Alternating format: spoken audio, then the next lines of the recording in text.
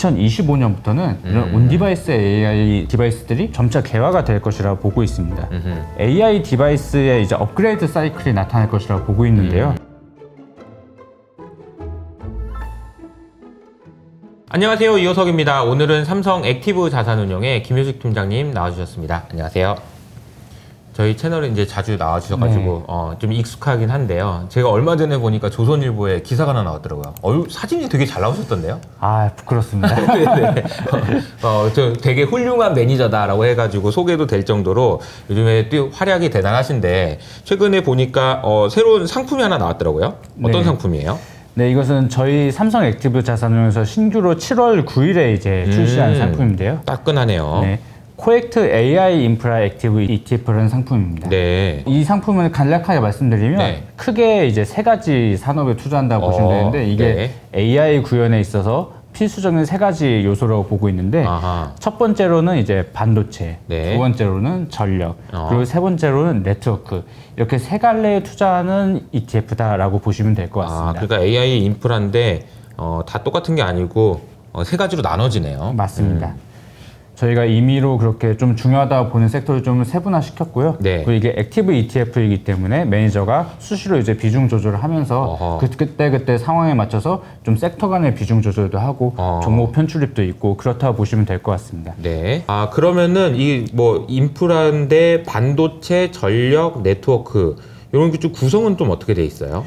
네, 지금 7월 15일 기준으로 봤을 때 섹터별 분류는 반도체가 42%, 이제 인프라 40%, 네트워크 17%로 구성이 되어 있고요. 네. 주요 종목들 같은 경우에는 SK 하이닉스나 리노공업 같은 그런 반도체 관련 기업들부터 LS 일렉트릭, 현대 일렉트릭 같은 전력기기 업체들, 그리고 이수페타시스와 삼성 SDS 등 이제 네트워크 관련 기업들까지 고루 갖추고 있다고 보시면 될 것 같습니다. 네, 이제 관련된 기업들이 이렇게 쭉 나와 있는데 혹시 뭐 이런 그 섹터나 이런 투자에 관심을 갖게 되신 계기가 있을까요?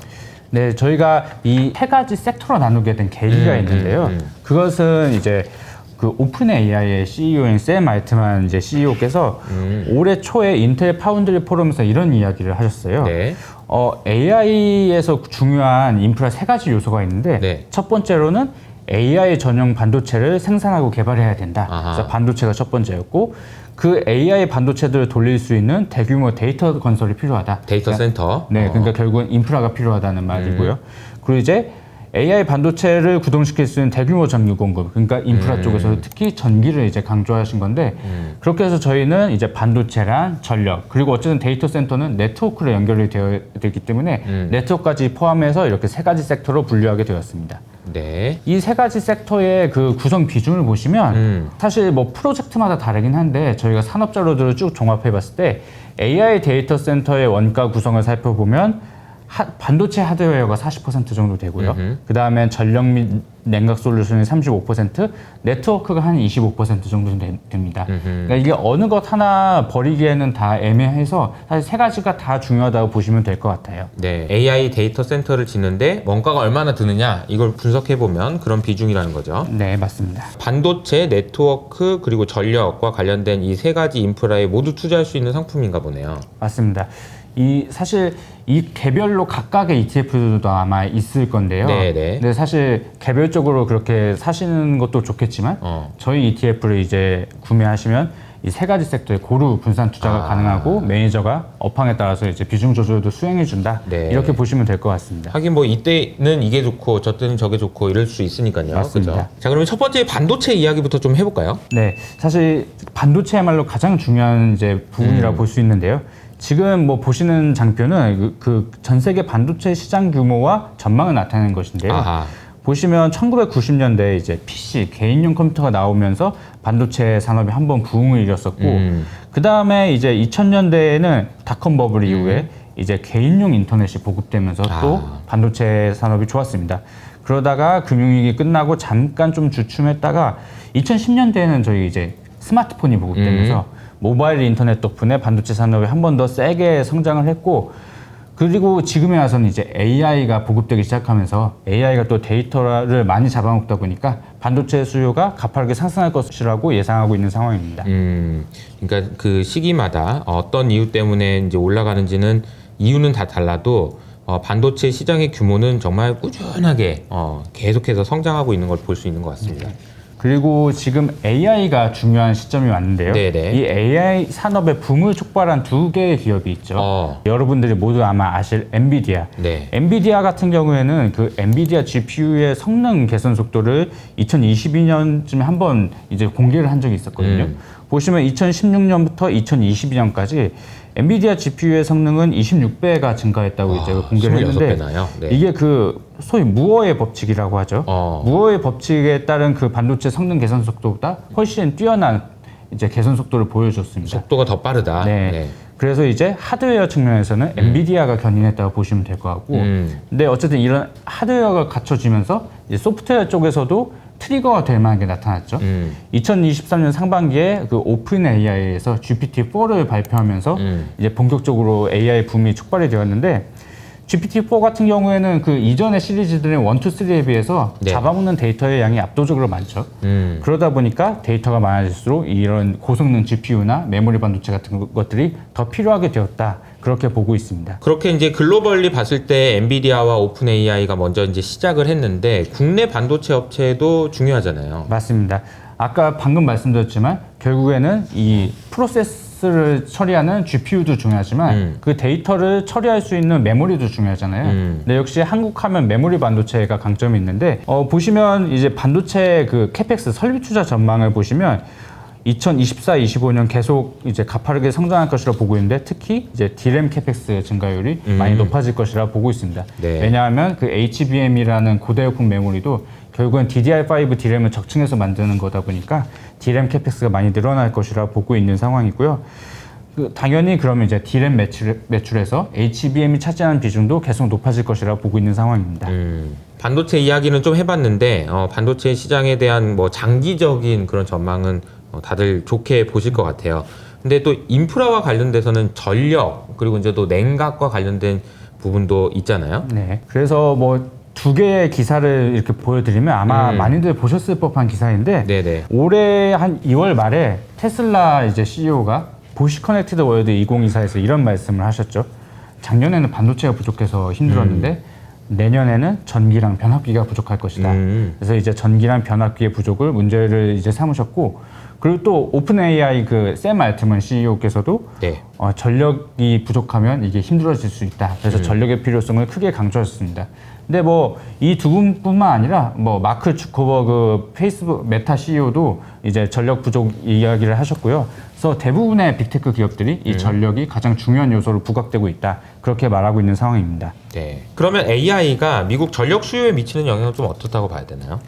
네, 요거는 이제 자주 보여드리는 차트 같은데요. 맞아요. 저희 채널에서 네. 정말 자주 설명해 주셨는데 요거는 몇 번을 강조해도 부족하지 않은 차트라고 생각을 하고 네. 있는데요. 다시 한번 자세하게 말씀드리면 이 보시는 차트는 미국의 발전량 추이랑 전망을 나타낸 것인데 네. 1950년부터 2007년까지는 연평균 4.5% 성장을 이루어냈죠. 근데 2007년부터 2023년까지는 이제 전력 수요가 정체가 되는데 결국에는 이 기간 동안에 미국의 제조업이 뭐 중국이나 한국 같은 이 아시아 국가들을 많이 뺏기다 보니까 전력 수요가 사실상 정체가 되었었죠. 근데 앞으로는 이제 다시 연평균 4.7% 정도로 성장할 것이라 예상되는데 그 세 가지 이유를 꼽아보자면 이제 제조업 리쇼어링, 전기차 확대, 그리고 AI가 있습니다. 최근에는 AI로 인한 전력 수요 추정치 상향이 굉장히 큰 상황이고요. 이게 AI 때문에 지금 생각보다 전력이 많이 필요하다 네. 이런 식으로 해서 추정치가 올라가고 있다는데 그게 어느 정도예요? 네, 사실 지금 보신 차트에서 그리드 스트래티지스라는 그 미국 컨설팅 기관에서 그 전망치를 내놓은 건데 네네. 2022년 12월에 이제 미국의 향후 5개년 전력 수요 증가를 전망했을 때는 연평균 2.6%를 제시했었거든요. 네. 그때 주된 이유는 두 가지였습니다. 제조업 리쇼어링하고 전기차 두 가지였는데 정확히 1년 후에 2023년 12월에 새로 보고서를 발간했을 때는 향후 5개년 전력 수요 전망치를 연평균 4.7%로 1년 전보다 2%포인트 이상 높였거든요. 거의 두 배네요. 네, 근데 그러면서 말한 게 사실 AI가 추가되었다. 이렇게 아하. 얘기를 하거든요. AI가 생각보다 굉장히 큰 증분을 가져오고 있다라고 이해하시면 될 것 같습니다. 근데 이제 뭐 전력이 필요하다라는 거는 알겠는데 이게 결국은 발전소를 지어도 망이 있어야 되는 거 아닌가요? 맞습니다. 사실 지금 미국에서는 발전소 프로젝트들이 우후죽순 나오고 있는데 네네. 망이 부족해서 이제 설치가 지연되고 있는 상황인데요. 전력망이요. 네, 이것도 이제 자주 보여드리는 지도 중에 하나인데 지금 보시는 미국 지도는 미국의 이제 전력망 등급을 나타낸 것인데 대부분이 이제 C등급 이하라서 매우 노후화되어 있고요. 이게 대부분 1960, 70년대에 지어진 전력망이다 보니까 이미 교체 주기 30년을 넘긴 게 굉장히 많다라고 보시면 될 것 같습니다. 그래서 사실 교체 수요만으로도 굉장히 큰 시장이 형성될 수 있는 그런 상황이었는데 네. AI 때문에 전력 수요가 늘어나면서 신규 수요까지 더해지고 있다. 이렇게 이해하시면 될 것 같네요. 네. 인프라가 좋아지고 있다라는 건 사실 이제 여러 번 설명도 해주셨는데 실제 데이터로 확인할 수 있는 게 좀 있을까요? 네, 시청자 여러분 이제 데이터를 직접 보시면 어느 정도 강도로 좋아지는지 이해하시기에 편할 것 같은데요. 네네. 지금 보시는 이제 차트는 미국 내 전력기기 신규 수주액을 미국의 이제 통계청 같은 센서스 뷰러에서 따온 건데 1992년부터 2024년 5월까지 이제 데이터입니다. 보시면 2021년부터 가파르게 증가하는 것을 보실 수가 있고요. 이게 그동안 밀어놨던 전력망 교체 수요와 함께 AI로 인한 신규 수요까지 더해지고 있다라고 이해하시면 될 것 같고요. 그리고 또 다음으로 보여드리는 차트는 미국의 변압기 생산자 물가 지수인데요. 생산자 물가 지수. 네, 생산자 물가 지수가 곧 이제 단가라고 이해하실 수도 있는데 보시면 이것도 1967년부터 2024년 5월까지인데 2021년 이후에 가파르게 상승하는 것을 볼 수가 있습니다.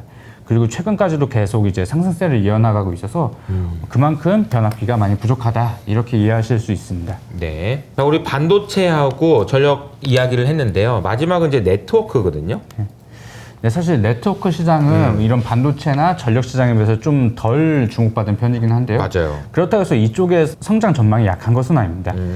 데이터 센터 네트워크 시장은 2024년부터 29년까지 연평균 14% 정도 성장할 것이라고 예상이 되고 있고요. 네. 그리고 그 안에서도 뭐 데이터 보안 솔루션 시장 같은 경우에도 연평균 12% 정도의 성장이 2032년까지 나타날 것이라고 보고 있는 상황입니다. 네, 이거는 전체 데이터 센터 네트워크 시장을 말씀드린 거고요. 요거를 AI 특화 시장으로 이제 좀 더 좁혀보면 성장률이 더 높습니다. 그래서 AI 특화된 네트워크 장비 시장은 2022년부터 2027년까지 연평균 40% 정도 성장할 것이라고 예상이 되고 있고요. 아까 전체 네트워크 성장률이 14%라고 하셨는데 네. AI 따로 놓고 보면 40%네요. 네, 그래서 굉장히 AI 특화 시장이 빨리 커진다라고 이해하시면 될 것 같고, 근데 이제 또 이 AI 특화 시장에서는 방식이 지금 좀 두 가지로 나뉘거든요. 네. 엔비디아가 주도하고 있는 인피니밴드 방식하고 이제 이더넷 방식이 이렇게 두 가지가 크게 있는데 지금까지는 이제 엔비디아 인피니밴드가 좀 우세를 이루어왔다면 향후 추론 인프라 시장이 커질수록 이더넷 시장도 좀 커질 거라고 전망을 하고 있습니다.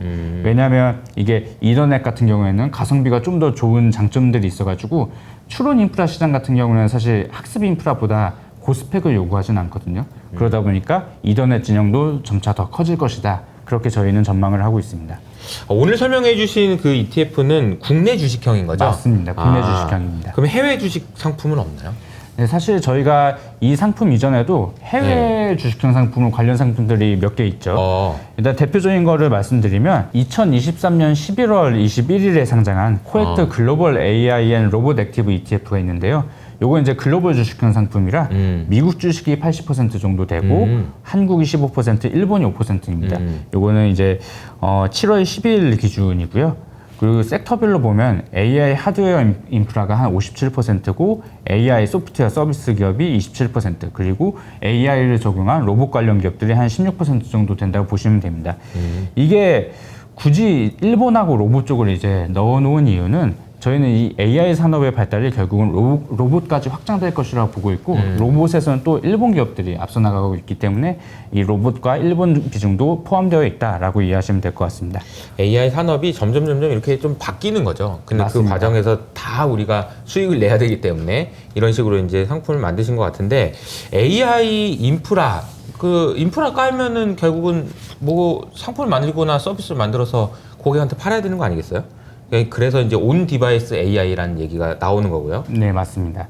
그래서 저희는 AI 인프라 산업에서 이제 온 디바이스 AI에 대한 것도 주목해야 된다고 생각을 하고 있는데요. 네. 일단 온 디바이스 AI라고 하면 이제 뭐 스마트폰이나 뭐 PC, 자동차 등에서 클라우드랑 연결 없이 자체적으로 연산을 수행해서 이제 AI 기능을 구현하는 것을 온디바이스 AI라고 부르는데 2022년부터는 이제 AI 데이터 센터를 까느라고 투자가 많이 이루어졌지만 2025년부터는 이런 온디바이스 AI 디바이스들이 점차 개화가 될 것이라고 보고 있습니다. AI 디바이스의 이제 업그레이드 사이클이 나타날 것이라고 보고 있는데요. 온디바이스 AI를 구현하려면 D램이 기존보다 더 많이 필요하죠. 보통 지금 스마트폰은 평균적으로 한 4GB 정도 램을 사용하고 있는데 네네. 이게 AI 기능을 원활하게 돌리려면 최소 뭐 6GB, 넉넉하게 하려면 8GB 이상이 필요하다고 해요.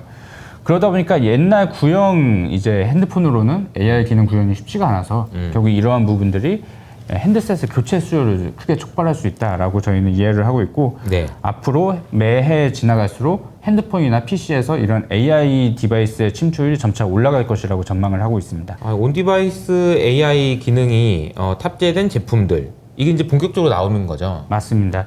일단 단적으로 말씀드리면 이제 올해 9월쯤에 나오는 그 애플의 아이폰 16도 이제 온디바이스 AI 기능을 본격적으로 탑재할 것이라고 보고 있는데요. AI 아이폰이죠. 맞습니다. 그래서 사실 저희는 애플에 대해서도 많은 기대를 하고 있는데요. 그렇게 보고 있는 이유는 초창기에는 이런 AI 서비스들을 무료로 풀거나 아니면 가격을 굉장히 낮춰서 이제 소비자들을 유인할 거 아니에요. 근데 소비자들이 그거의 효용을 느끼고 점점 많아지게 되면 어느 순간에 AI 서비스들의 단가를 올리기 시작할 텐데 그러면 사실 많은 디바이스를 갖춘 업체가 유리할 수밖에 없습니다. 그래서 저희는 몇 년 후에는 이 AI 서비스 쪽의 매출도 애플의 그 서비스 매출에서 좀 큰 부분을 차지하게 될 수 있지 않을까 네. 조심스럽게 기대하고 있는 상황입니다. 네. 오늘 코액트 AI 인프라 액티브 ETF에 대해서 소개를 해주셨는데 이제 해외 쪽에서는 AI하고 로봇 관련된 걸 소개해 주셨고요. 그 외에 또 이제 전력 관련된 것도 있어요? 맞습니다.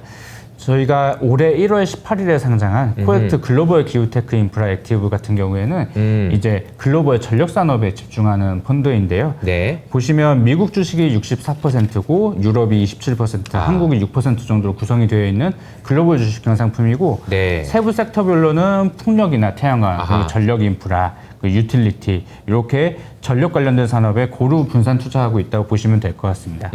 최근에 이제 트럼프 이슈도 있고 대선 관련된 이슈가 생기면서 좀 노이즈가 있긴 한데요. 이게 뭐 장기적으로 보면은 이 산업은 성장하는 것이 매우 확실하기 때문에 관심 있는 분들은 참고해 보시면 좋을 것 같습니다. 자, 오늘 소개해드린 코액트 AI 인프라 액티브 ETF에 대해서 좀 더 자세한 내용이 궁금하신 분들은 댓글을 통해서 확인해 보시면 좋을 것 같습니다. 오늘도 좋은 인사이트 나눠주신 김윤식 팀장님 감사합니다.